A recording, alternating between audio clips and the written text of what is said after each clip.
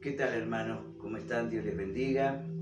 Aquí estamos una vez más para compartir y acompañarlos en este tiempo de estudio, de enseñanza.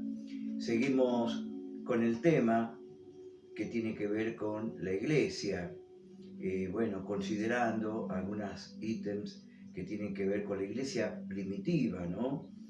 En esta tarde estaba reflexionando y pensando acerca de la iglesia y su mensaje. Y pensaba, digo, ¿qué predicaba la iglesia primitiva? ¿Cuál era su mensaje? ¿Cuál era la centralidad de los temas que trataba o predicaba la iglesia? Yo creo que la prédica, el mensaje, es uno de los factores centrales, ¿no es cierto? Por un lado, de la misión que tenía la iglesia en aquel tiempo y por supuesto también hoy. Es un eje central, es un eje principal la palabra, el mensaje, la predicación. Eso es una señal, es una marca. Podríamos decir, bueno, la iglesia es lo que predica. Quizás han pasado tantos años, mucho tiempo, desde aquel comienzo de la iglesia hasta nuestros días, y realmente ha habido, bueno, podemos decir, muchas desviaciones, como en aquel tiempo también habían surgido falsas enseñanzas y demás, pero hoy también, ¿no? Entonces, digo, es una marca distintiva el hecho de decir qué es lo que estamos predicando. Y es bueno que podamos tener presente, tengamos en cuenta lo que, mirando así a grandes rasgos, no podemos profundizar mucho, pero sí, si uno mira así y piensa un poquito, por un lado ve que está algunos temas y por otro lado ve a ciertas exhortaciones y ciertas recomendaciones de los apóstoles en cuanto a lo que tiene que ver con la temática o con el tema de la predicación o el mensaje. En la iglesia incipiente que va surgiendo estaba muy fresco dos cosas. Una de ellas es la muerte de Jesús y por otro lado estaba bien fuerte también la resurrección. Por eso que uno de los mensajes principales era la muerte de Jesús, que Jesús murió por nosotros. Por eso que, por ejemplo, tenemos en 1 Corintios 2:1, él dice, proclamando a Cristo crucificado. El mensaje de la cruz, el mensaje de la muerte de Cristo, ¿no? Y él lo dice acá, me propuse no saber nada entre vosotros, cosa alguna, sino a Jesucristo y a este crucificado. Yo cuando fui a vosotros, dice, no fui con excelencia de palabras o de humana sabiduría, sino con demostración de fe y del poder de Dios. Y hablaron acerca del Cristo crucificado. También acerca de la resurrección de Cristo. Es decir, había algunos temas, y es interesante, ¿no?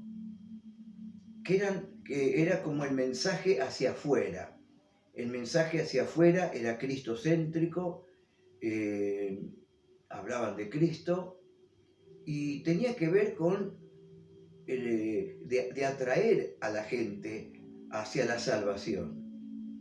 Lo que se proponían, y quizás estos mensajes como usted puede leer un poquito más, que él mismo dice, para muchos este mensaje es locura y no lo puede entender. Se ve que había alguna disputa, alguna, no sé, cosa, pero él decía, yo me puse no hablar de otro tema que no sea de Cristo y de Cristo crucificado.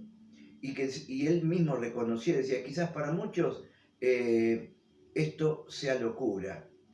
Como dice acá, ¿no es cierto? Una expresión, ¿no es cierto?, tan tremenda, ¿no? Dice, para muchos este mensaje es locura, el hombre natural no lo puede entender, ¿no es cierto? Pero qué hermoso que él podía decir, ¿no es cierto? Yo no me avergüenzo del Evangelio porque es poder de Dios para salvación. Para los que se salvan es poder de Dios. Para el mundo quizás este mensaje es locura, pero este era el mensaje que traía convicción. Si ustedes miran la predicación de Pedro, el primer mensaje del apóstol Pedro en el libro de los Hechos, capítulo 2, era un mensaje que tenía que ver con esto, con la muerte y con la resurrección y señorío de Cristo. Y eso fue lo que predicó y fue lo que trajo convicción por el Espíritu Santo a los oyentes que aceptaron, recibieron la palabra, se bautizaron y se convirtieron como 3.000 personas. Es decir, el mensaje hacia afuera era un mensaje de Cristo crucificado, de la resurrección, de la venida de Cristo. ¿No? Era un mensaje fuerte, era bastante fuerte. ¿No? Y quizás, bueno, por un lado tenemos el mensaje hacia afuera, hacia las vidas, las multitudes, a los inconversos, pero también vemos que había un mensaje, ¿no es cierto?, hacia adentro, hacia la iglesia misma, y un mensaje que tenía que ver con enseñar, explicar las sanas doctrinas, acerca de los temas puntuales, como uno puede ver ahí, Romanos, Hebreos, ¿no?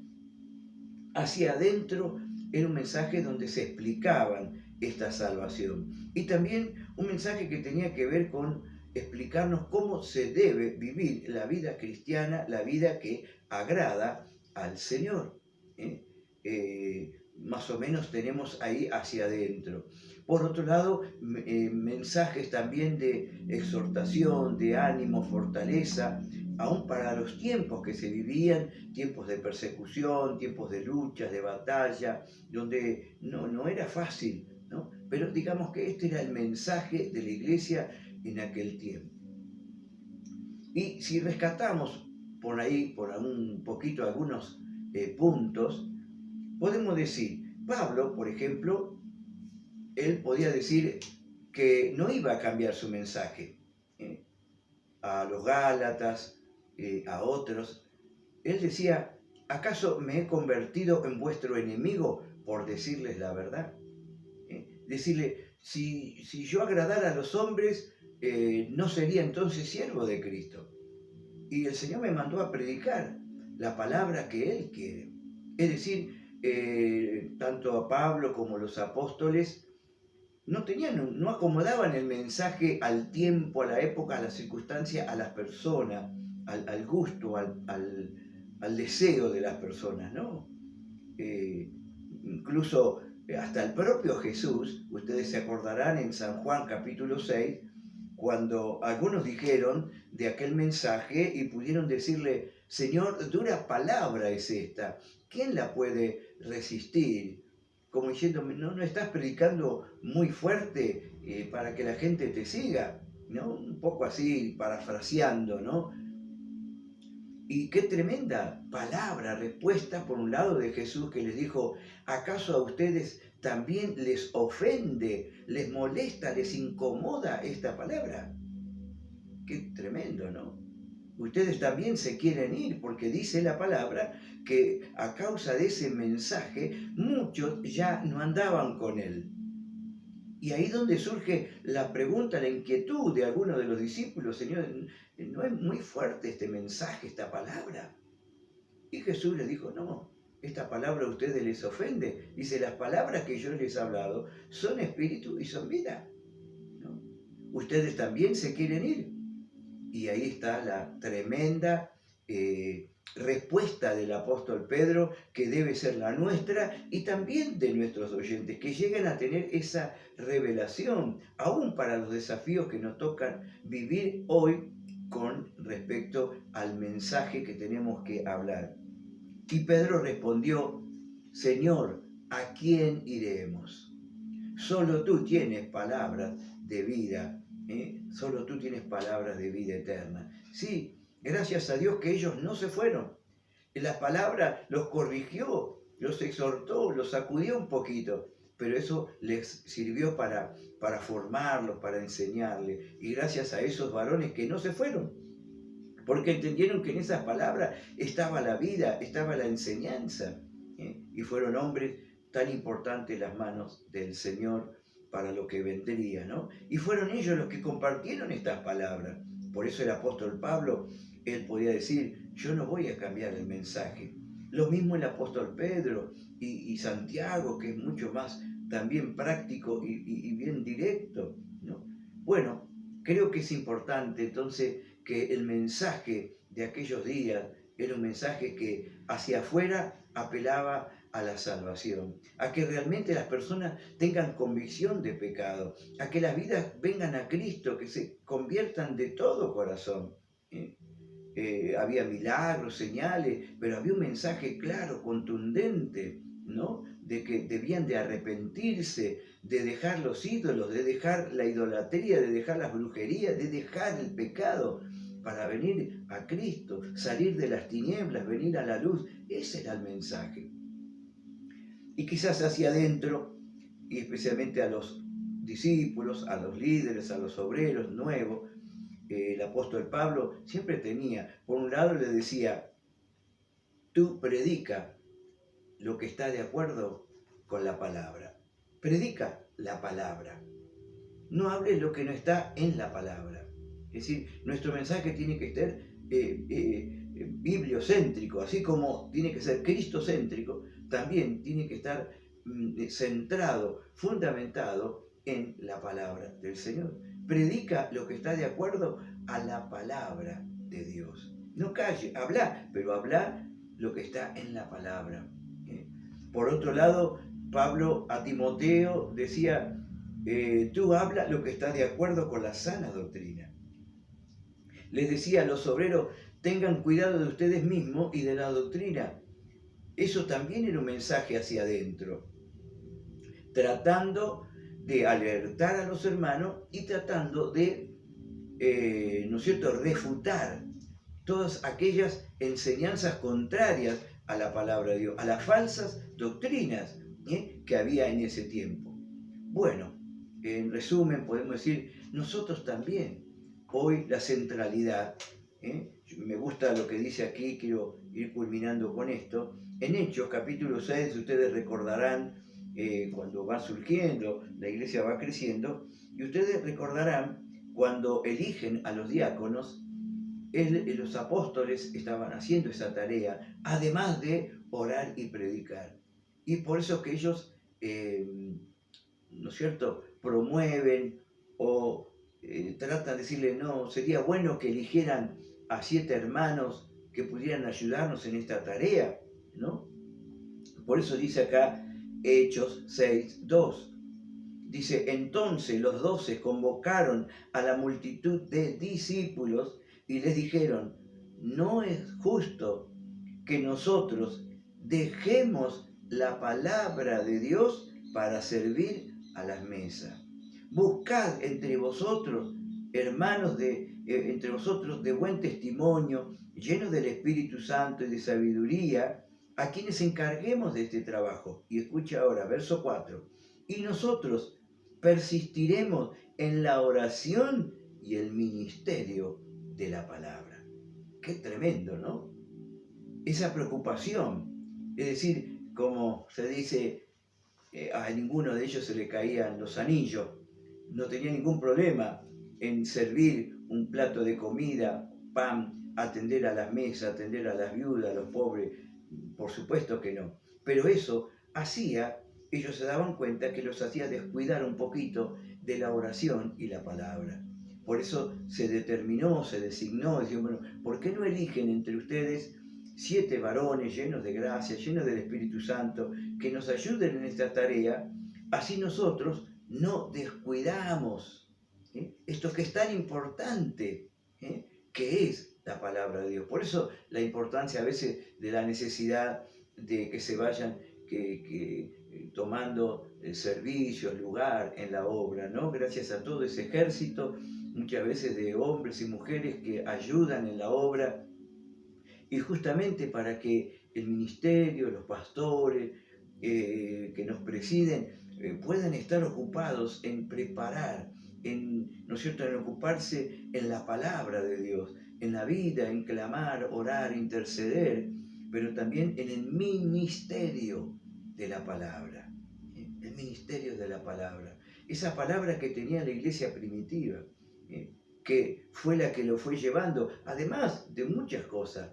Por supuesto que no solamente hablamos de contenido, pero hablamos de la gracia, hablamos de la unción, de la llenura del Espíritu Santo que respaldaba aquellas palabras. Y yo creo que hoy también, ¿no es cierto?, tenemos que tomar la centralidad de las Escrituras. Por un lado, ver qué estamos hablando. El apóstol Pablo pudo decir: yo no he rehusado el darles, el anunciarles todo el consejo de Dios, ¿no? Es decir, un mensaje equilibrado, de manera que sabía que le estaba dando lo que era necesario a cada lugar, a cada vida, las enseñanzas y la palabra que podían ayudarle a conocer a Cristo, a caminar con Él, a servir a Dios, a buscar a Dios, todo ese combo, por así decirle, de mensaje, de enseñanzas, de doctrina, que pudieran equipar a la iglesia, equipar al creyente, para que pudiera vivir esta vida nueva y gloriosa en la fe. Hoy pasa lo mismo. Nosotros debemos, y por eso gracias a Dios que se pueden ocupar justamente de estas cosas, enseñando, compartiendo, para justamente proveer a la iglesia, proveer a los nuevos, a los que ya tienen un tiempito, a los que ya tienen años que están liderando, proveerles, ¿no es cierto?, de la palabra, del mensaje, de las enseñanzas suficientes que le ayude, que lo equipen, ¿no es cierto?, por un lado, para crecer en la fe, crecer en la vida cristiana, pero también para poder servir al Señor y hasta que el Señor venga, ¿no? Y ser celoso, ser cuidadoso de aquello que estamos hablando, de enseñando, ser fieles. Bueno, había muchísimas cosas que la Biblia nos deja de entrever en las epístolas acerca de la importancia del mensaje, la importancia de la prédica, la importancia de las enseñanzas de aquel tiempo, que no lo es menos para nuestros días hoy, ¿no es cierto?, que también tenemos estos tiempos difíciles, un desafío, pero no dejemos, como decía el apóstol Pablo, aún desde la cárcel, él puede decir: la palabra no está presa. Hoy estamos en cuarentena, los templos cerrados, pero la palabra no está presa. Y la estamos compartiendo a través de estos medios, a través de WhatsApp, de Facebook, de YouTube, de todas las plataformas virtuales, se está. Pero que esa palabra sea una palabra rica, una palabra sana, una palabra adecuada, una palabra bíblica, cristocéntrica, para los nuevos, para los que no conocen, para los nuevos y para los que ya tienen un tiempo. Que Dios les bendiga y bueno, y aquel que tiene esta tarea, que Dios bendiga, te respalde y te ayude a la hora de tener que compartir el mensaje, la palabra del Señor. Hasta la próxima.